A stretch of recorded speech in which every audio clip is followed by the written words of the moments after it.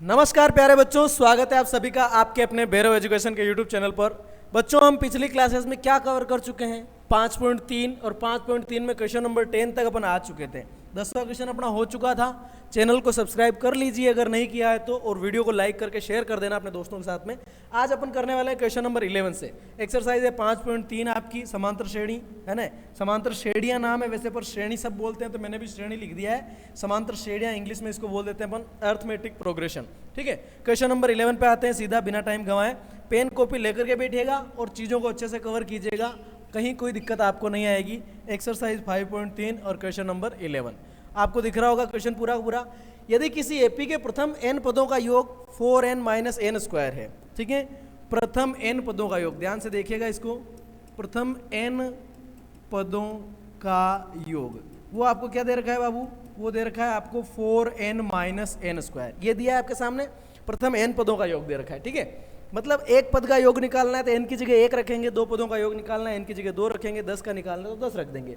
इसका प्रथम पद अर्थात S1, S1 का मतलब होता है, S1 जो है यही आपका A1 होता है। भाई मैं आपसे कह दूं एक पद का योग, अगर कोई एपी आपके सामने 10, 12, 14 लिख रखी, अब मैं कह दूं पहला पद क्या है तो 10, एक पद का योग बताओ तो भी क्या आएगा 10, तो आपका जो S1 होता है वही आपका A1 होता है।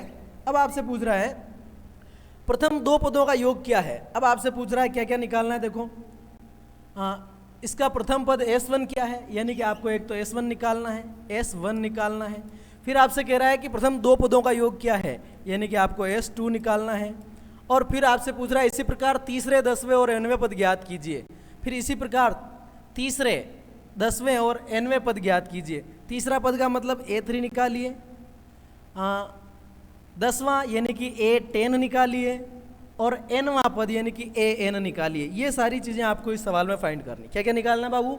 S1, S2, A3, A10 और AN निकालना है। चलिए सबसे पहले S1 निकाल लेते हैं। क्या निकाल लेते हैं साथियों? S1 निकाल लेते हैं। देखना भैया, SN बराबर क्या दिया है? 4n minus n square. क्या यही दे रखा है? बिल्कुल यही दे रखा है। अब इसमें अपन S1 निकालना है तो n की जगह अपन 1 रख देते हैं। 4 ब्रैकेट 1 माइनस 1 का स्क्वायर, और 4 1 जा 4, 1 का स्क्वायर 1 1 जा 1, 4 में से 1 जाएगा तो क्या बचेगा? 3। S1 का मान 3 आया, यानी A1 का मान भी क्या है? 3। तो अपन लिख देंगे S1 यानी कि एक पद का योग या पहला पद जो आया है आपका कितना आया है? 3। ठीक है बाबू, अब ध्यान दीजिएगा। अब अपन निकाल रहे हैं इसी में S2। अब इसी में क्या निकालते हैं अपन? S2। देखना, S2 बराबर 4 ब्रैकेट 2 माइनस 2 का स्क्वायर, यही लिखेंगे। 4 दूनी 8 माइनस 2 का स्क्वायर 4, 8 में से 4 गया तो क्या आ गया? 4। अब देखिए 2 पदों का योग अपने पास में कितना आ गया है? 2 पदों का योग आ गया है 4। अब ध्यान देना, मैं कह दूं कि पहला पद है 3 और इन दोनों पदों का योग है 4, तो ये कब हो सकता है? ये तभी हो सकता है जब इस पद का मान क्या हो? 1 हो। ठीक है, चलिए, तो आपका S1 निकल गया, S2 निकल गया। अब ये कह रहा है A3 निकालो। अब ये क्या कह रहा है? A3 निकालो। तो अब जो जानकारी हमारे पास है उस जानकारी से अपन काम चलाते हैं। देखना जरा ध्यान से, अगर हमारे पास 2 पदों का योग दे रखा है 4 और पहले पद का मान दे रखा है 3, तो ध्यान देना दूसरा पद और पहला पद दोनों की जोड़ दे रखी है आपको, इसी को बोलते हैं अपन S2 बोलते हैं। ठीक है, अब इसमें दूसरा पद जो है आपका वो तो आपको पता नहीं है ना, लेकिन पहला पद आपका जो पहला पद है वो क्या है? 3 है। पहला पद 3 है, पहला पद क्या है? 3, और 2 पदों का योग क्या है अपने पास में? 2 पदों का योग आया 4। ठीक है, तो आपका जो दूसरा पद है वो बाबू क्या हो जाएगा? 4 प्लस का 3 उधर भेज देंगे, माइनस हो जाएगा, तो दूसरा पद आपका क्या आ गया? 1। यानी कि पहला पद अपने पास में आया था 3, और एक पद का योग भी आया था 3, और दूसरा पद अपन निकाल चुके हैं 1। दूसरा पद क्या निकाल चुके हैं? 1। अब हमें चाहिए तीसरा पद, 10वां पद और nवां पद। तीसरा, 10वां और nवां पद चाहिए। अब तीसरे पद का सूत्र लगाते हैं। देखना जरा यहाँ पे, अगर मेरे पास जानकारी आ गई है कि A2 का मान 1 है, तब ध्यान देना D कैसे निकालते हैं। डिफरेंस निकालने के लिए तो सर आप A2 माइनस A1 कर लो, A2 माइनस A1 कर लो, यानी कि दूसरा पद में से पहला पद निकाल लो। दूसरा पद 1 है, इसमें से तीसरा पद 3 है, माइनस कर लेते हैं तो क्या आ जाएगा? -2 आ जाएगा। अब हमसे जो पूछ रहा है निकाल दो तीसरा पद बोले तो A3, और सूत्र क्या होता है? A + 2D होता है। A का मतलब सर पहला पद, और वो क्या आ रहा है आपके पास में? 3। A का मतलब पहला पद क्या आ रहा है? 3, प्लस 2, डी का मतलब आ रहा है -2, ठीक है। तो आ जाएगा 3 प्लस माइनस माइनस 2 एकम 2, ठीक है। तो ये आ जाएगा आपके पास सामने, ठीक है। अब आप देखो 3 में से 2 जाएगा, क्या बच जाएगा 1, ये आ गया आपका तीसरा पद। इसी प्रकार कह रहा है 10वां पद निकालो। 10वां पद निकालने के लिए अपन क्या करेंगे, a10 बराबर a plus 9d, a plus 9d। इसका मतलब a का वैल्यू तो आप क्या रख देंगे, 3 रख देंगे प्लस 9, और d का मतलब क्या रख देंगे आप -2, d का मतलब क्या रख देंगे -2 रख देंगे, ठीक है। अब आप देखिए 3 प्लस माइनस माइनस 9 दूनी 18, 3 में से 18 जाएंगे तो माइनस का 15 आ जाएगा, माइनस का क्या आ जाएगा 15 आ जाएगा, ठीक है। चलिए अब आपसे कह रहा है nवां पद निकालो, यानी कि an बराबर क्या होगा a plus n minus 1 into D, यही होगा, बिल्कुल यही होना है। तो आ जाएगा आपका a का मतलब तो 3 प्लस n माइनस 1 और d का मतलब क्या आएगा -2। अब इसको जब अपन हल करते हैं 3 प्लस -2 का n से गुणा करूंगा -2n, माइनस माइनस प्लस 2 एकम 2। अब यहाँ क्या हो जाएगा बाबू 3 प्लस, अब देखो प्लस और माइनस का गुणा क्या आ जाएगा -2n प्लस 2। अब देखो 3 और 2 मिलके कितने हो गए 5, माइनस ये कितना आ रहा है 2n। अब यही आपका आंसर है, यही आपका आंसर है। क्या क्या पूछा ध्यान से देखिएगा इसको। सबसे पहले कहा इसने S1 क्या है, तो S1 का मान आ गया है 3। फिर कहा दो पदों का योग क्या है S2 4। दूसरा पद क्या है सर, दूसरा पद जो है आपका वो क्या आ जाएगा 1, दूसरा पद क्या आ जाएगा 1। दूसरा पद 1 कैसे आएगा सर, यहाँ पर देखिए दूसरे पद को निकालने के लिए हमने दो पदों के योग में से पहला पद निकाल दिया, दो पदों की जोड़ में से पहला पद निकाल दिया, 4 में से 3 निकाल के 1 कर दिया, ये आ गया आपके पास में A2। अब आपसे पूछ रहा है तीसरा पद निकालो, तीसरा पद ये आपका 1 आ गया। उसके बाद कह रहा है 10वां पद निकालो, 10वां पद आया -15, और nवां पद निकालो तो 5 - 2n। ये आपका क्वेश्चन नंबर 11 कंप्लीट होता है। चलते हैं अगले क्वेश्चन पे।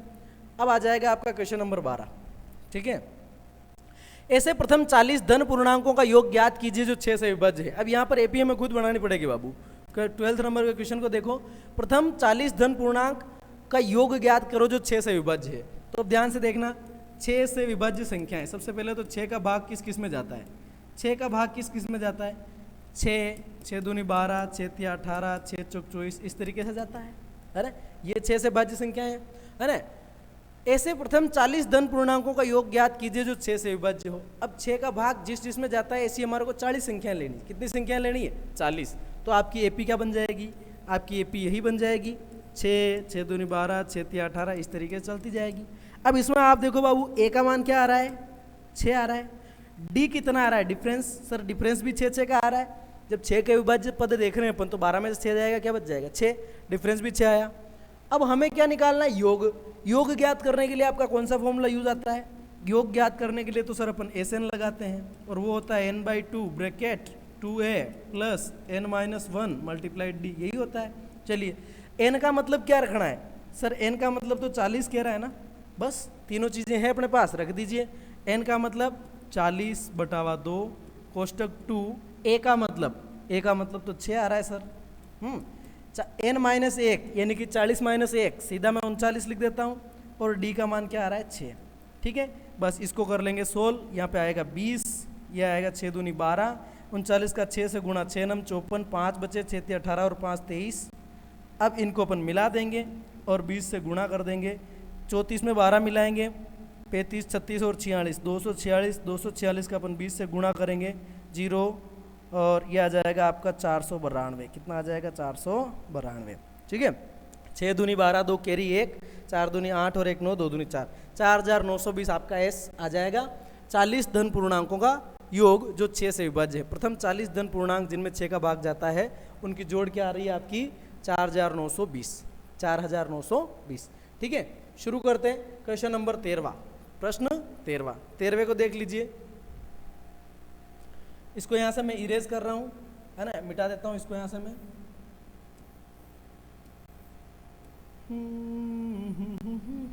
चलिए क्वेश्चन नंबर 13वें को देखना जरा, ये है आपका 13वां क्या कह रहा है, 8 के प्रथम 15 गुणजों का योग निकालो। 8 के प्रथम 15 गुणज, गुणज का मतलब होता है मल्टीपल। 8 के गुणज का मतलब होता है 8 एकम 8, 8 दूनी 16, 8 तिया 24, 8 चौक 32, ये सारे 8 के गुणज है। तो आपकी एपी क्या बन जाएगी भैया, 13वें क्वेश्चन के अंदर आपकी जो एपी बनेगी 8 के प्रथम 15 गुणज तो 8, 16, 24 जिसमें भी 8 का भाग जाता है ले लेंगे। अब यहाँ पर हमसे कहा ए क्या आ जाएगा 8, डिफरेंस कितने कितने का आ रहा है सर, 8 8 का ही अंतर आ रहा है।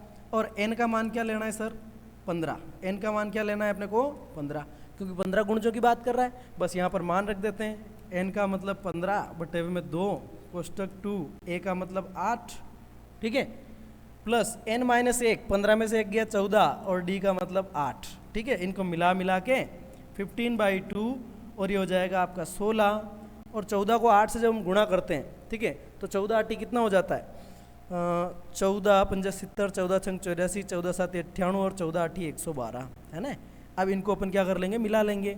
ये हो जाएगा 15/2 मल्टीप्लाइड 16 को 12 में जोड़ेंगे 128 हो जाएगा, ठीक है। अब 2 के पाटे से 128 को काटते हैं अपन,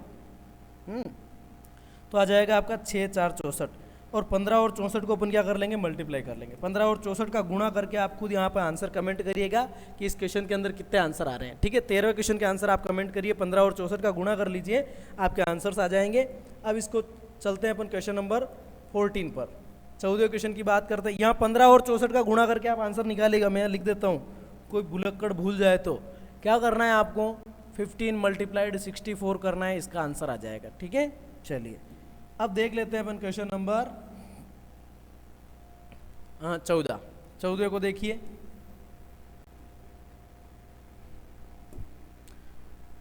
चौदह क्वेश्चन कौन सा है आपका, 14 कहता है आपसे कि 0 और 50 के बीच की विषम संख्याओं का योग ज्ञात कीजिए। 0 से 50 के बीच की विषम संख्याओं का योग ज्ञात कीजिए, ठीक है। तो आप क्या कर लेंगे, 0 और 50 के बीच की विषम संख्याओं का अगर अपन योग देखें तो ध्यान दीजिए कहाँ से शुरू करते हैं, अपनी एपी कैसी बन जाएगी। पहला पद आएगा 1, दूसरा पद आएगा 0 और 50 के बीच बोला है, मतलब 0 और 50 को नहीं लेना है, वैसे भी 0 और 50 विषम नहीं है। 1 3 5 7 इस तरीके से चलता जाएगा और लास्ट में क्या आ जाएगा 49, लास्ट में क्या आ जाएगा 49, ठीक है। तो प्रथम n विषम जो धन पूर्णांक हैं, प्रथम मतलब बीच की विषम संख्याओं का योग निकालिए। तो प्रथम n विषम पूर्णांकों का अगर आपको योग निकालना है तो सीधा सूत्र होता है n स्क्वायर। क्या सूत्र होता है, n स्क्वायर। n स्क्वायर का मतलब 0 और 50 के बीच कितनी संख्याएं होगी 25, तो 25 का स्क्वायर आपका आंसर आ जाएगा 625। लेकिन अपन पूरे बड़े मेथड से करते हैं, इसको पूरे बड़े मेथड से करते हैं। या तो आप क्या कर सकते हो, या तो पहला तो ये लिख सकते हो प्रथम n विषम पूर्णांकों का योग। जब संख्याएं आपको विषम दे रखी हो, ध्यान रखना, विषम पूर्णांकों का योग, पूर्णांकों का योग, और वो आ जाएगा आपके सामने n स्क्वायर। n का मतलब ऐसी कितनी संख्याएं बनेगी भैया, 1 से 49 तक 25 संख्याएं बनेगी। तो सीधा सीधा आप क्या कर देंगे 25 का स्क्वायर और आंसर आ जाएगा 625, है ना। लेकिन फिलहाल के लिए अगर इस चीज़ को हम थोड़ा सा साइड में रख दें, मान लीजिए कि ये चीज़ हमारे दिमाग में नहीं आई, ठीक है, इसको फिलहाल के लिए आप छोड़ दीजिए कि भाई साहब आप यहाँ रुको। अपन उसी तरीके से करके देखते हैं जिस तरीके से हर बार करते हैं। a का मतलब क्या लेना है 1, n का मतलब क्या लेना है, या तो आप n का मतलब निकालो या तो डायरेक्टली आप 25 लिख दो, है ना। सीधी सी बात है भाई, 1 से 49 तक जाएंगे तो 25 संख्याएं होगी। अगर आपको नहीं पता तो an वाले सूत्र से भी अपन निकाल सकते हैं। तो n का मान ले लिया मैंने 25, है ना, और डिफरेंस आपका कितने कितने का आ रहा है, 3 में से 1 जाएगा तो क्या बचेगा 2। अब उस फॉर्मूले में वैल्यू रख दीजिए आप, अब इस फॉर्मूले में क्या रख दीजिए वैल्यू। तो SN बराबर आएगा 25/2 कोष्टक 2 a का मतलब पहला पद क्या आ रहा है 1 आ रहा है, प्लस 25 - 1 क्या बचेगा 24, और डिफरेंस कितने कितने का 2 2 का आ रहा है। अब यहाँ पर अपन करेंगे 25/2 कोष्टक 2 1 2 प्लस 24 दूना 48। तो ये आपके पास में आएगा बाबू 25/2 गुणा 48 में 2 को जोड़ोगे तो 50, 2 का भाग 50 में देंगे 25 बार, 25 का गुणा फिर से क्या आना है 625। तो इससे बेटर है अपन वही कर सकते हैं, दोनों में आंसर सेम आ रहा है 625। तो आपका 14वां क्वेश्चन इस तरीके से हो जाएगा, कोई इशू वाली बात नहीं है। इससे पहले अगर आपको n निकालने में परेशानी आ रही, कोई गरीब के देख मेरे को तो n निकालना नहीं आ रहा है, तो देख बाबू a + n - 1 × d बराबर क्या होता है an होता है।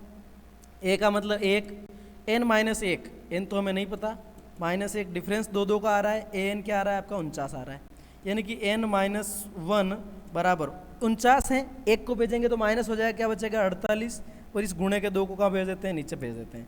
तो n बराबर यहाँ पर भाग देने पे 24 आएगा, -1 को भेजेंगे तो प्लस हो जाएगा 24 और 1 n का मान क्या हो जाएगा 25। फिर आप फॉर्मूला लगा सकते हैं कि प्रथम n विषम पूर्णांकों का योग बराबर n स्क्वायर, बोले तो 25 का स्क्वायर, और वो कितना होता है 625 होता है। तो हो गया आपका क्वेश्चन नंबर 14। प्रश्न संख्या कौन सी हो गई 14। तो 14 क्वेश्चन अपना हो गया है। 11, 12, 13, 14 4 हो गए। अब बढ़ जाते हैं अपन क्वेश्चन नंबर 15 पे। देखना भैया, ये तो बहुत लंबा क्वेश्चन है, बहुत बदमाश क्वेश्चन है। देखो कैसे करेंगे इसको।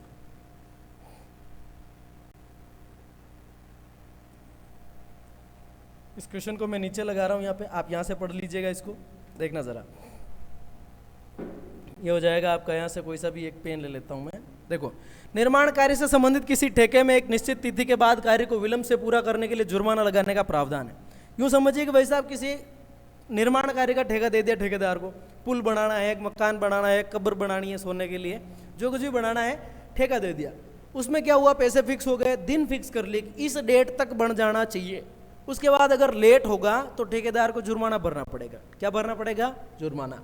विलंब क्या है, अगर एक दिन लेट हुआ तो 200 रुपये काट लिए जाएंगे। दूसरे दिन क्या, मतलब 2 दिन लेट हुआ तो फिर 50 रुपये, तीसरे दिन 300, हर मतलब फर्स्ट एक दिन लेट होने की जो चार्ज है वो है 200 रुपये, उसके बाद +50 +50 +50 होते जाएंगे। ठीक है, ये कंडीशन रखी, अर्थात प्रत्येक उत्तरोत्तर दिन के लिए अपने से ठीक पहले वाले दिन से 50 रुपये ज़्यादा लगेंगे। ठीक है, आज का अगर मान लो 500 रुपये जुर्माना लगा तो कल 550, फिर परसों 600, इस तरीके से। एक ठेकेदार जुर्माने के रूप में कितनी राशि अदा करेगा यदि उस कार्य को 30 दिन विलंब कर देता है। कितने दिन लेट कर दिया इसने भैया? 30 दिन। अब 30 दिन लेट कर दिया, आप खुद समझो कितने दिन लेट कर दिया, 30 दिन। 1 महीने तक बीमार हो गया, मान लीजिए उसके पैर में हार्ट अटैक आ गया।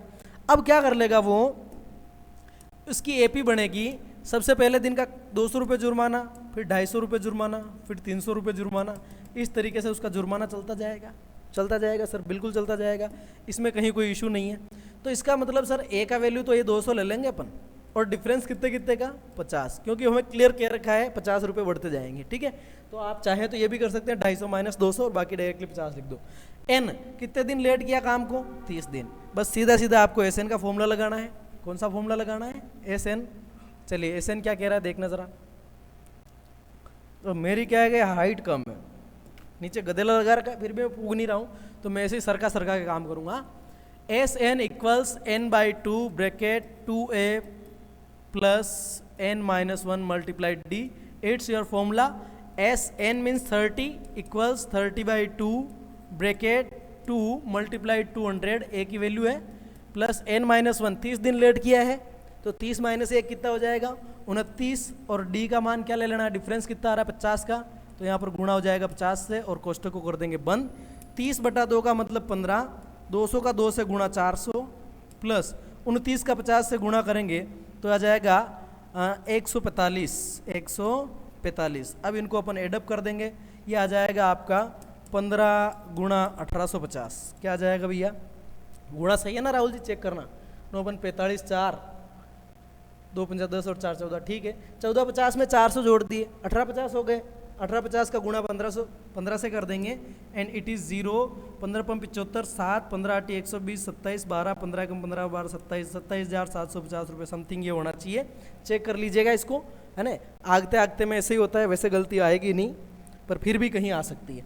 ठीक है, तो ये आपका हो गया 15 क्वेश्चन। अब बात करते हैं अपन क्वेश्चन नंबर 16 की। ठीक है, क्वेश्चन नंबर 16 देख लेते हैं, इसमें है कितने क्वेश्चन है पहले थोड़ा सा। 15, 16, 17, 18, 19 और 20। ठीक है, तो आज इसको निपटा ही देते हैं यार। कितना टाइम हो गया? 18 मिनट हुए, तो आज एपी को अपन खत्म कर देंगे, इसका खमत खामना कर देते हैं। क्वेश्चन नंबर चलते हैं 16 पे, प्रश्न संख्या 16। देखिए, इसको मैं यहाँ से निपटारा, इसको यहाँ से हमने क्या कर दिया सर? खत्म कर दिया। ठीक है, इसको यहाँ से अपन निपटा चुके, और एक फॉर्मूला अपने काम का है, इसको कह देते हैं भाई तू साइड में आ जा, क्यों कही क्यों अतर मोटो भी वीजा गई। चलिए, अब क्या हो जाएगा, इसको मैं थोड़ा सा स्क्रॉल अप कर देता हूँ, है ना। अब प्रश्न संख्या 16 को देखिएगा, जो आपके सामने चिपका रखा है, 16वां क्वेश्चन। ठीक है, किसी स्कूल के विद्यार्थियों को उनके समग्र शैक्षिक प्रदर्शन के लिए 7 नकद पुरस्कार देने। कितने पुरस्कार देने भाई साहब? 7 पुरस्कार देने, वो भी कैश प्राइज, पैसा बांटना। ठीक है, 700 रुपये की राशि रखी गई है। कुल कितने रुपए हैं? 700 रुपये 7 बच्चों में बांटने, लेकिन प्रत्येक पुरस्कार अपने से ठीक पहले पुरस्कार से 20 रुपये कम है। प्रत्येक पुरस्कार अपने फर्स्ट वाले पुरस्कार से 20 रुपये कम है। अगर ए फर्स्ट आने वाले बच्चे को 100 रुपये मिलते हैं तो सेकंड आने वाले को 20 कम यानी कि 80 मिलेंगे, थर्ड आने वाले को 60 मिलेंगे, फोर्थ आने वाले को 40 मिलेंगे। समझ रहे हो बात को? ठीक है। तो प्रत्येक पुरस्कार का मान ज्ञात कीजिए। प्रत्येक पुरस्कार का आपको क्या निकालना है? मान निकालना है। प्रत्येक पुरस्कार का आपको क्या निकालना है भैया? मान निकालना है। तो देखिएगा भैया कैसे करेंगे इसको अपन पहले फॉर्मूले को साइड में ले लेते हैं, है ना, जब जरूरत होगी तो बुला लेंगे। अब देखो इसको, अगर मैं पहला पुरस्कार क्या मान लेता हूं भैया? x मान लेता हूं। ठीक है, देखना, माना कि पहला पुरस्कार x है। 16 क्वेश्चन है आपका। माना कि पहला पुरस्कार फर्स्ट वाले को कितने रुपए दे रहे हैं अपन? x रुपए। तो आपकी एपी क्या बनेगी? पहला पुरस्कार तो x रुपये, दूसरा पुरस्कार आ गया इससे 20 रुपये कम, तीसरा पुरस्कार आ गया इससे और 20 रुपये कम, चौथा पुरस्कार आ जाएगा आपका इससे और 20 रुपये कम। इस तरीके से चलता रहेगा कि नहीं चलता रहेगा? तो इस तरीके से 7 पुरस्कार हैं। ठीक है, और इन सभी पुरस्कारों की जोड़ कितनी है बाबू? 700 रुपये। इन सब पुरस्कारों की जोड़ कितनी है? 700 रुपये। यहाँ से क्या पता चला सर? यहाँ से ये पता चला कि ए का मान क्या है? x। पहला पद आपका x आ गया। डिफरेंस अंतर कितने कितने का आ रहा है सर? 20 कम होते जा रहे हैं, यानी कि डिफरेंस आ रहा है आपका -20। डिफरेंस कितना आ रहा है? -20। n का मान क्या लेना है? कितने टर्म्स हैं ऐसी? 7। और SN का मान क्या दे रखा है आपको? 700 रुपये। ये जानकारी आपके अगर खोपड़े में घुस गई है तो बाकी का काम अपन कर लेंगे इजी काम। देखना कैसा इजी काम है। देखना, यहाँ पर अपन लगाते हैं फॉर्मूला। फॉर्मूला क्या कह रहा है आपका? n/2 bracket 2a plus n-1 multiplied d, और ये इसी को बोलते हैं अपन SN। इसी को SN बोलते हैं। देखना, n का मतलब अपन लगा देते हैं 7/2 कोष्टक 2, पहला पद x आ गया। पहला पद क्या आ गया? x। ठीक है, दूसरा पद क्या आ जाएगा आपका? x - 20। n का मान डाल दीजिए। n-1 का मतलब 7 में से 1 जाएगा 6, और d का मतलब आप लगा देंगे -20, और SN आपको दे रखा है 700। क्या दे रखा है? 700। यहाँ से देखना, 7 एकम 7 और 7 का भाग 700 में देंगे 100 बार जाएगा। ठीक है, चलिए क्या हो जाएगा? 2x प्लस माइनस क्या हो जाना है यहाँ पे? 2x और प्लस माइनस क्या हो जाना? माइनस। 6 का 2 से गुणा करेंगे 120, है ना। उधर बराबर में क्या आ रहा था? 100 आ रहा था। नीचे का जो 2 है इसको भेज देंगे तो इंटू में 2 चला जाएगा। ठीक है, तो अब आपकी कंडीशन क्या बनेगी? 2x बराबर, उधर तो 200 हो गए, -120 को जब हम भेजते हैं तो प्लस का 120 हो जाता है। तो यहाँ से x बराबर 200 और 120 को जोड़ेंगे तो 320 आ जाएगा, और गुणे का 2 कहाँ चला जाएगा? या नीचे चला जाएगा। x बराबर 320 में 2 का भाग देंगे तो 160 रुपये आ जाएगा। 160 रुपये। तो पहला पुरस्कार आपका क्या आ गया? 160 रुपये। अब मैं इसी को छोटा करके यहीं पे इसको मेंशन कर रहा हूँ, ध्यान देना।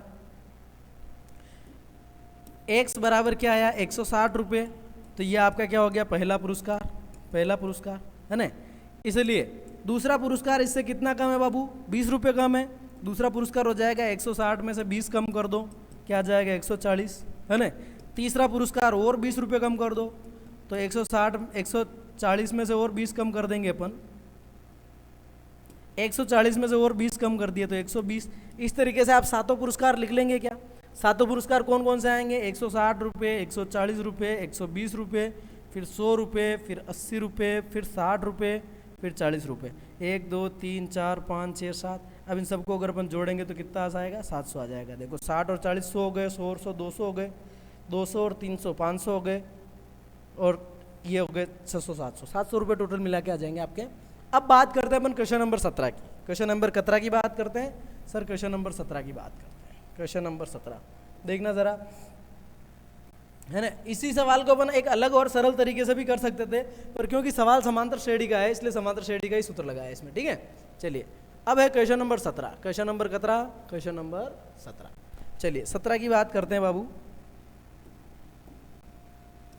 17वां क्वेश्चन है, एक स्कूल के विद्यार्थियों ने वायु प्रदूषण कम करने के लिए स्कूल के अंदर और बाहर पेड़ लगाने के बारे में सोचा। कहा यार एयर पोल्यूशन बहुत हो रहा है, तो अपन एयर पोल्यूशन को क्या करते हैं? कम कर लेते हैं, और एयर पोल्यूशन को कम करने के लिए उनका पेड़ लगाते हैं। ठीक है, पेड़ लगाएं।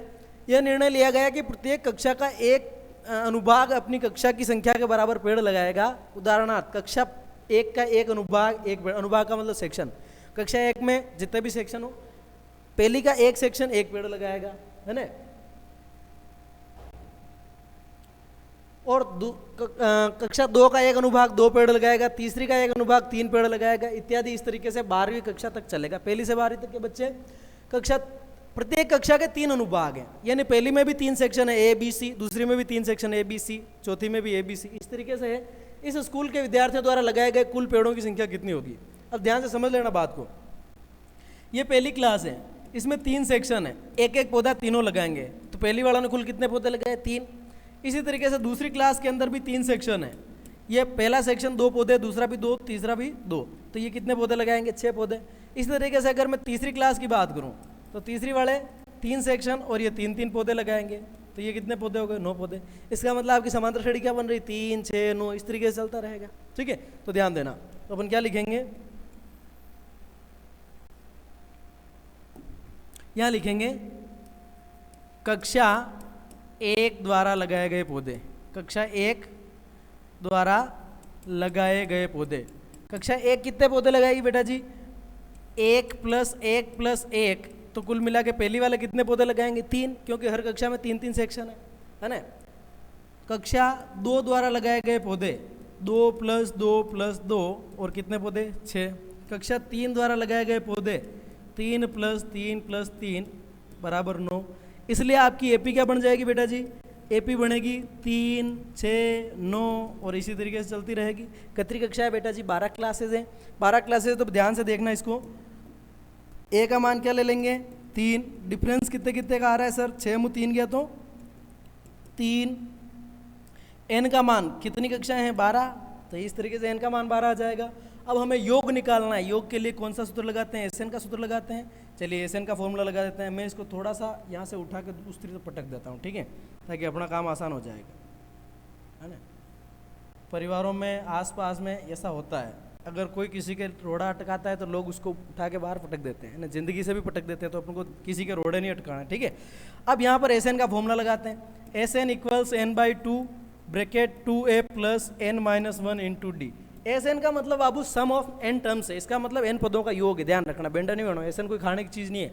n का मतलब 12/2 bracket twice a means 3 n-1, यानी कि 12-1 कर लें।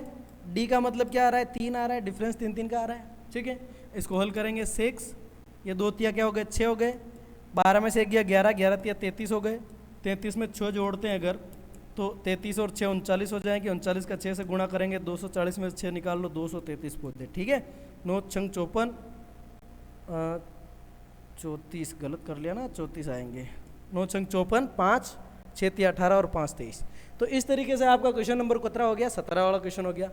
तो 17 क्वेश्चन आपके कंप्लीट हो गए। क्वेश्चन नंबर 18 पे चलते हैं। 18, 19, 20 3 क्वेश्चन बच्चे हैं। 10 या 12 मिनट का मसला और है, उसके बाद आप फ्री हो जाएंगे और मैं भी आपसे फ्री हो जाऊंगा, ठीक है। चैनल को सब्सक्राइब करना आपकी जिम्मेदारी है। केंद्र ए से प्रारंभ करते हुए बारी बारी से ए और बी को लेते हुए त्रिज्याएं 0.5 सेमी, पहले त्रिज्या 0.5 सेमी रखी, फिर 1 सेमी, फिर 1.5, फिर 2 सेमी, उत्तरोत्तर अर्धवृत्तों को खींचकर एक सर्पिल बना रखा है। हाँ, 13 क्रमागत अर्धवृत्तों से बने इस सर्पिल की कुल लंबाई क्या है? 13 क्रमागत अर्धवृत्त है, 13 अर्धवृत्त है, ये आधा वृत्त, ये आधा वृत्त, आधा वृत्त, आधा वृत्त, तो इसकी कुल लंबाई क्या है? अब यहाँ चीज़ें समझने की भाई साहब, यहाँ 2-4 चीज़ें दिमाग में होगी तो काम चलेगा, बाकी नहीं चलेगा। तो इसको मैं क्या कर लेता हूँ, पहले छोटा कर लेता हूँ, ठीक है। इसको मैंने छोटा कर लिया, बस फोटो को देखते रहिए, चीज़ें मैं समझा दूंगा। यहाँ देख लो, त्रिज्याएं क्या ले रहा है वो? त्रिज्याएं एक बार 0.5 सेमी ले रहा है, फिर 1 सेमी ले रहा है, फिर 1.5 सेमी ले रहा है, मतलब आधा आधा सेंटीमीटर बढ़ाता जा रहा है। कितनी त्रिज्याएं लेनी भाई साहब? 13 क्रमागत अर्धवृत्त है, यानी 13 अर्धवृत्त बनेंगे। तो ध्यान देना, बात को समझना। अगर मैं आपको एक वृत्त दिखाऊं कि ये, मैं आपसे कहूं कि एक वृत्त है, तो ध्यान से देखना इसको, इसका केंद्र है। अब यहां से इस भाग को अपन अर्धवृत्त कह रहे हैं, इस भाग को अपन क्या कह रहे हैं बाबू? अर्धवृत्त कह रहे हैं, ये अर्धवृत्त है। अब आप देखो, यहां से हम शुरू कर रहे हैं, यहां से मैं बताता हूं आपको, यहां से अपन शुरू करेंगे, यूं आएंगे, तो ये अर्धवृत्त बना। और अर्धवृत्त का जो परिमाप होता है बाबू, अर्धवृत्त का परिमाप होता है, मतलब पूरे वृत्त के परिमाप का अगर अपन आधा करें, एक तो अर्धवृत्त का परिमाप होता है πr + 2r। क्यों होता है? क्योंकि यहाँ से यहाँ तक की जो दूरी है इसको तो पाई आर से मापते हैं, इस दूरी को क्या बोलते हैं बाबू, पाई आर बोलते हैं। क्या बोलते हैं, पाई आर। लेकिन इसको भी साथ में जोड़ते हैं तो प्लस का 2r कर देते हैं, पर हमारे को ये वाला जोड़ना ही नहीं है, अभी इस वाले को जोड़ना ही नहीं है, केवल ये अर्धचंद्राकार दूरी लानी है। तो इसको निकालने का जो सूत्र है उसका नाम है पाई आर, क्योंकि पूरी जो परिधि है उसको निकालने का 2 पाई आर होता है। तो अर्धवृत्त की परिधि आपकी पाई आर होती है। बस ध्यान दीजिएगा, देखना यहां पर क्या लिख रहा हूं समझना। पहले अर्धवृत्त का परिमाप, पहले अर्धवृत्त का परिमाप बराबर सूत्र लगेगा बाबू, यहां पर क्या लगेगा, पाई आर। क्या लग जाएगा, पाई आर। और पाई का मान हमें क्या लेना है, 22/7 लेना है। देखिए तो पाई का मान ले लिया हमने 22/7, और पहले अर्धवृत्त की त्रिज्या कितनी है, 0.5 सेंटीमीटर, ये 0.5 रख दिया। तो 22 पंजा 110 और बटे में 7, यानी कि क्या आ जाएगा, 11/7। पॉइंट लग रहा है ना यहाँ पे। तो आपका आंसर क्या आ गया, 11/7। तो पहले अर्धवृत्त की जो परिमाप आई है वो 11/7 सेंटीमीटर आ गई। पहले अर्धवृत्त का परिमाप आ गया। ऐसे कितने अर्धवृत्त है, 13। ठीक है, एक बार और दूसरे का भी निकाल के देखते हैं अपन। पहले का निकाला, इसे दूसरे और तीसरे का भी निकालना पड़ेगा। चलिए पहले अर्धवृत्त का परिमाप, अब देखना जरा दूसरे अर्धवृत्त का परिमाप। दूसरे अर्धवृत्त का परिमाप वो आ जाएगा आपका, वो भी पाई आर। पाई का मतलब क्या आ जाएगा, 22/7। लेकिन आर का मान इस बार जो है बाबू वो 0.5 नहीं रहेगा, वो 1 सेंटीमीटर हो जाएगा, क्योंकि पहले त्रिज्या 0.5 थी, अब त्रिज्या आपकी 1 सेंटीमीटर है। तो 22 एकम 22/7, तो 22/7 सेंटीमीटर आ जाएगा। ठीक है, चलो ये दूसरे का आ गया। वैसे अब तीसरे का निकालते हैं। किसका निकालते हैं, तीसरे का। तो देखना तीसरे अर्धवृत्त का परिमाप, तीसरे अर्धवृत्त का जो परिमाप है वो भी आपका क्या आ जाएगा, पाई आर। लेकिन पाई का मतलब तो 22/7 है, और त्रिज्या इस बार 1 सेंटीमीटर नहीं है, पहले 0.5 फिर 1 और अब हो जाएगी 1.5 सेंटीमीटर। कितनी हो जाएगी, 1.5 सेंटीमीटर। पॉइंट हटाया, नीचे 0। अब इनको जोड़ेंगे, मतलब गुणा करेंगे, तो 5 के पार्ट से काट लो, 5 तिया 15, 5 दूनी 10, 2 से कट गया 11 बार, 11 तिया 33/7 सेंटीमीटर, 33/7 सेंटीमीटर निकाल ली। हमारे पास एपी बन के आ चुकी। क्या बन के आ चुकी भैया, एपी। क्या बन के आ चुकी है, एपी। कैसे बन के आई जो बताता हूँ मैं आपको। इसको मैं थोड़ा साइड में किसका देता हूँ। हमने फर्स्ट वाले 3 अर्धवृत्तों का परिमाप निकाल के देखा, और वो जो है हमारे पास में कई वीडियो,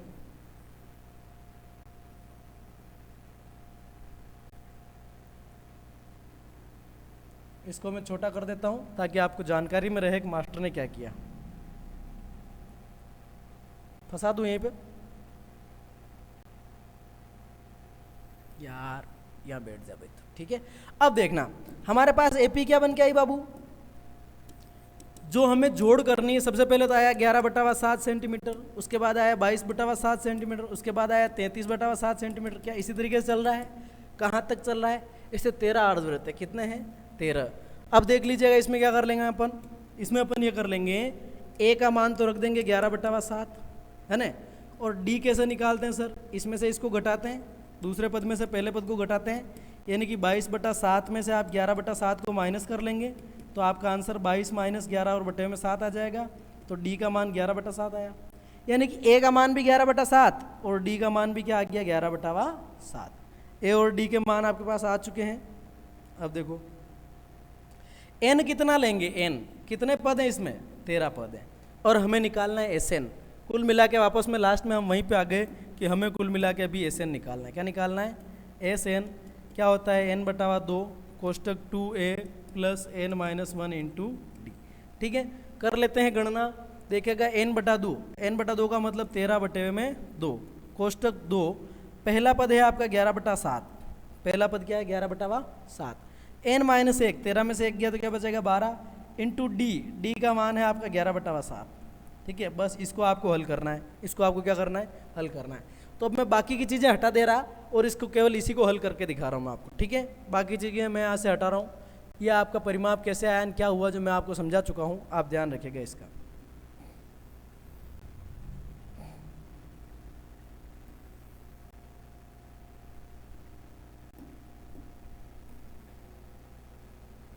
इसके बाद की रामायण में आपको यहाँ दिखा रहा हूँ। ठीक है, ये हो गया। अब समझना बात को, 13/2 कोष्टक 11 दूनी 22/7 प्लस 12 11 का गुणा 132 होता है, बटे में 7। अब यहाँ पर अपन एडअप करेंगे 13/2, ये 7 का एक बार 7, ऊपर आ जाएगा 22 प्लस 132, और ये हो जाएगा आपके पास में 13/2 गुणा 22 में 132 जोड़ते हैं तो शायद कितना आ जाएगा, 154 आ जाएगा क्या, बटे में 7, 2 और 2 4, 3 2 5, 154/7। अब 154 में अगर अपन 7 का भाग देते तो वही 22 आता है, 22 आता है 154, तो 7 से मैं 154 को काट रहा हूँ डायरेक्टली 22 बार, तो हमारा आंसर आएगा 13/2 गुणा 22, और 2 से फिर 22 को काटेंगे 11 बार, 11 13 का गुणा, 13 एकम 13, 13 एकम 13 और 143 सेंटीमीटर। कितना आंसर आ जाएगा आपका, 143 सेंटीमीटर। नहीं घुसा हो अगर दिमाग में, वीडियो को रिवाइंड करके देख लीजिएगा। ये आपका क्वेश्चन नंबर 18 कंप्लीट होता है। चलते हैं क्वेश्चन नंबर 19 और 20। 19 और 20 5 मिनट का मसला है, देखिएगा। बिना कॉपी पेन अगर आप क्लास को देख रहे हैं हिंदी की तरह तो कुछ भी समझ में नहीं आएगा, पहले कह रहा हूँ, ठीक है। हाफ ईयरली के पेपर्स आने वाले हैं इसी चैनल पर, आपको बहुत जल्द मिलेंगे, तो आप क्या करें, चैनल को सब्सक्राइब कर लें। 35 मिनट की क्लास हो चुकी है। 200 लट्ठों की ढेरी को इस प्रकार से रखा जाता है कि सबसे निचले वाली पंक्ति में 20 लट्ठे, यह लट्ठे लगा रखे हैं लकड़ी के, 20 लट्ठे, इससे ऊपर वाली में 19 लट्ठे, इससे ऊपर वाली में कितने लट्ठे, 19, इसमें तो लगाए 20 लट्ठे, इसमें लगाए 19 लट्ठे, इसमें लगाए 18 लट्ठे, फिर उसके ऊपर 17 लट्ठे, फिर 16 लट्ठे, इस तरीके से रखे गए।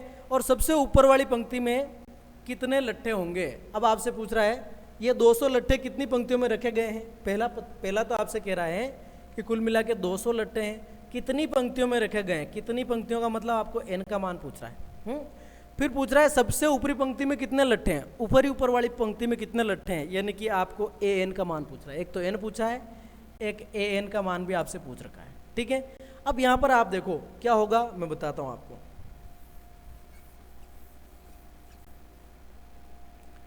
इसको मैं थोड़ा सा छोटा कर रहा हूँ फॉर बेटर अंडरस्टैंडिंग, ठीक है, ध्यान दीजिएगा। आपकी एपी क्या बनेगी सर। सबसे पहले एपी देखो 19वें क्वेश्चन में सबसे पहले कितने रखे है ना, नीचे वाली पंक्ति में कितने लट्ठे रख रखे हैं इन्होंने, 20 लट्ठे, उसके बाद 19 लट्ठे, उसके बाद में 18 लट्ठे, ठीक है, इसी तरीके से रख रखे हैं। अब आपसे ये पूछा है इन्होंने कि 200 लट्ठे कितनी पंक्तियों में रखे जा सकते हैं। पहला तो कह रहा है n का मान निकालो। क्या निकालो, n का मान। a का मान कितना आ रहा है सर, 20 आ रहा है। डिफरेंस कितने कितने का आ रहा है, 19 में से 20 निकालो तो डिफरेंस आ रहा है आपका -1, ठीक है। एस एन सबकी जोड़ क्या दे रखी है आपको, 200 दे रखी है, ठीक है। अब आपसे पूछ रहा है कि एक तो n का मान निकालो और एक an का मान निकालो, n और an का मान निकालो, ठीक है।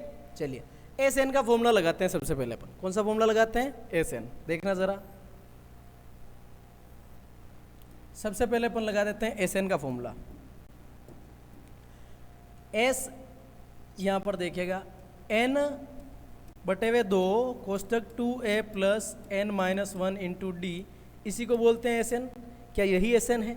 अब देखना जरा, n का मतलब निकालना है, कोष्टक 2, a का मतलब 20, n-1, n तो पता ही नहीं है तो n-1, d का मतलब डिफरेंस आ रहा है आपका -1, है ना, और बराबर एस एन कितना दे रखा है आपको, 200 दे रखा है, ठीक है। नीचे जो 2 था इसको मैं इधर भेज रहा हूँ, गुणे में चला जाएगा।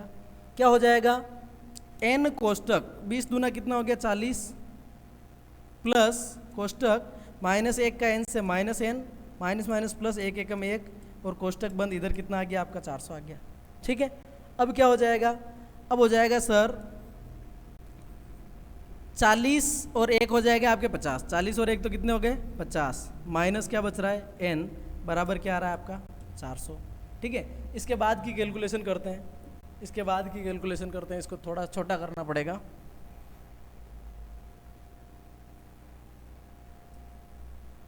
देखना जरा, ये हो गया आपका 50 माइनस एन का अपन अगर एन से गुणा करते हैं तो हो जाएगा 50 एन माइनस एन का एन से गुणा एन स्क्वायर, 400 को इधर लाए तो माइनस के 400 बराबर में क्या बच गया 0।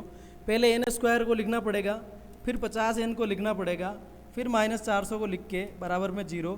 अब यहाँ पर आपको निशान चेंज करने, फर्स्ट में माइनस आ रहा है हटा दो इसको, तो इसको प्लस का कर दो, इसको माइनस का कर दो और इसको प्लस का कर दो, बराबर में क्या आ जाएगा 0। अब आपको यहाँ लगाना है गुणनखंड, है ना। 50 के ऐसे टुकड़े करो जिनका गुणा 400 आता हो, 50 के ऐसे टुकड़े जिनका गुणा 400 आता है, तो सिंपल सा आ रहा होगा आपके दिमाग में 40 और 10, 40 10 कितने हो जाएंगे 50, 40 का 10 से गुणा क्या हो जाएगा 400। ठीक है, अब यहाँ पर अपन करेंगे गुणनखंड।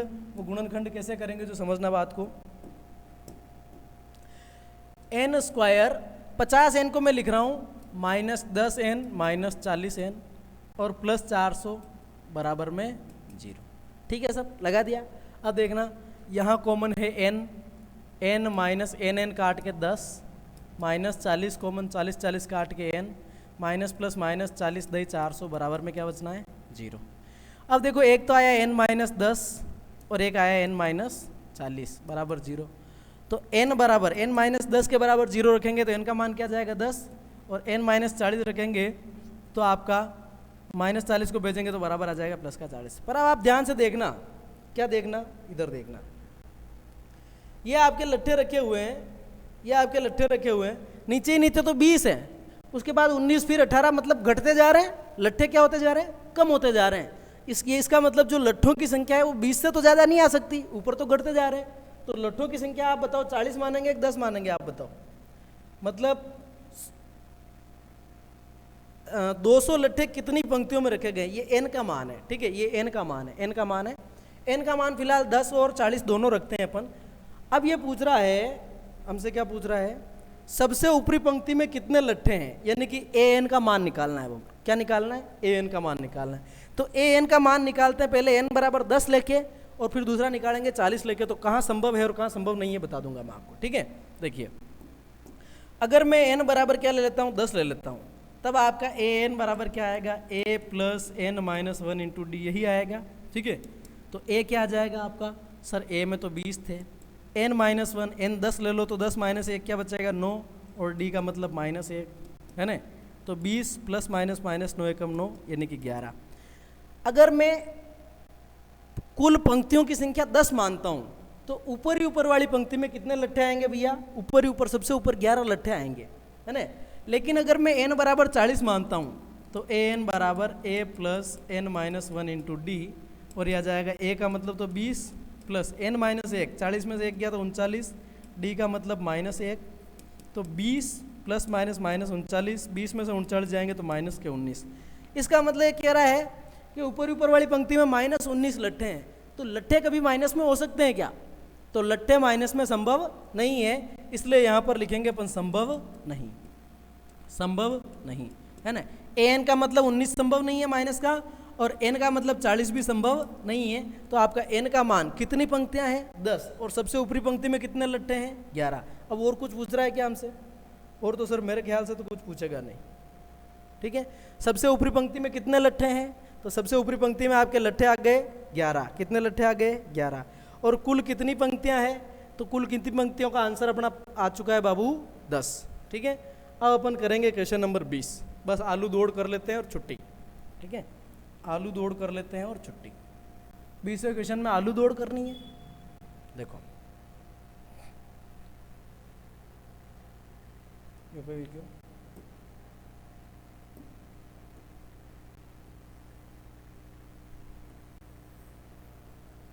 इस 20वें क्वेश्चन को देखना जरा, यह है आपका लास्ट एंड फाइनल क्वेश्चन। आपसे क्या पूछ रहा है, एक आलू की दौड़ में प्रारंभिक स्थान पर एक बाल्टी रखी हुई जो पहले आलू से 5 सेमी की दूरी पर है तथा अन्य आलुओं को एक सीधी रेखा में परस्पर 3 मीटर की दूरियों पर रखा गया है।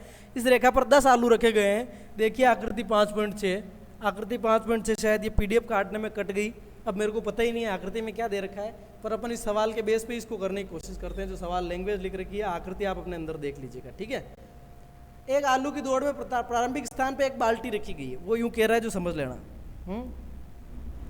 यहां पर क्या रख दिया, एक बाल्टी रख दी, एक बाल्टी रख दी जो पहले आलू से 5 मीटर की दूरी पर है। यहां पर तो आपकी क्या है बाल्टी, अब यहां से 5 मीटर की दूरी पर यहां पर क्या रख दिया, एक आलू रख दिया। ठीक है, अब कह रहा है तथा अन्य आलुओं को एक सीधी रेखा में 3-3 मीटर की दूरियों पर रख रखा है। ठीक है, उसके बाद 3 मीटर पे दूसरा आलू, फिर 3 मीटर पे दूसरा आलू, फिर 3 मीटर पे दूसरा आलू, फिर 3 मीटर पे दूसरा आलू, इस तरीके से रख रखा है। ठीक है, इस रेखा पर रखेगा। पूछ क्या रहा है जो तो पता ही नहीं है अपन को, पूछ क्या रहा है जो तो पता ही नहीं है। क्वेश्चन देना सर। एक सेकंड आप वेट करिए, मैं सवाल निकाल के देखता हूं एक बार, वो मेरा वाला दे दो। अब मेरे पास क्या है, क्वेश्चन नहीं है तो मैं क्वेश्चन यहाँ से निकाल लेता हूँ। इस पीडीएफ में मिस प्रिंट आ गई।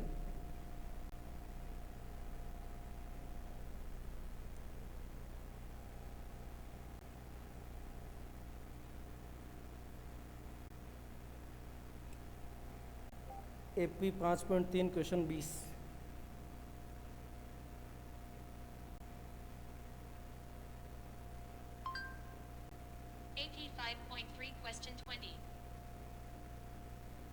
देखिए 20वें क्वेश्चन को निकालते हैं अपन। योगा नहीं, मेरे टूटते डैमेज वालों को रिपेयर कर रही हूँ। तो आपको एपी के सारे फॉर्मूले लर्न कर लेने हैं, एसएन वाला, एएन वाला। ये जब तक फॉर्मूले लर्न नहीं होंगे तब तक काम नहीं चल पाएगा। मैं यहाँ पर क्वेश्चन देख लेता हूँ कि क्वेश्चन कहाँ है। मेरे को क्वेश्चन दिखाई नहीं दे रहा। अब ये एड आ रहे हैं, मैंने यूट्यूब पर सर्च किया है, एक अच्छे से सर पढ़ा रहे हैं इसमें भी।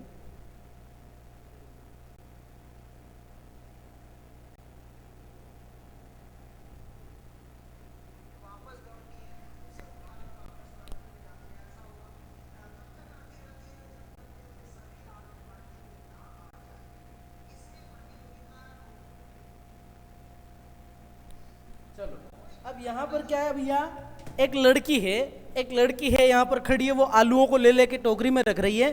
मतलब ये अगर 10 ही आलू को ला करके टोकरी में रखेगी तो उसको कुल कितनी दूरी दौड़नी पड़ेगी। ये यहाँ से जाती है, पहले आलू को उठाती है, भाग के आती है, इसमें डालती है, फिर जाती है, दूसरे आलू को उठाती है, लाती है, इसमें डालती है, फिर जाती है, भाग के और फिर वापस आती है। इस तरीके से इसको 10 आलू उठाने में कुल कितनी दूरियां चलनी पड़ेगी। तो ध्यान देना इधर, पहला आलू उठाने में चली दूरी, पहला आलू उठाने में कितनी दूरी चलेगी बेटा जी?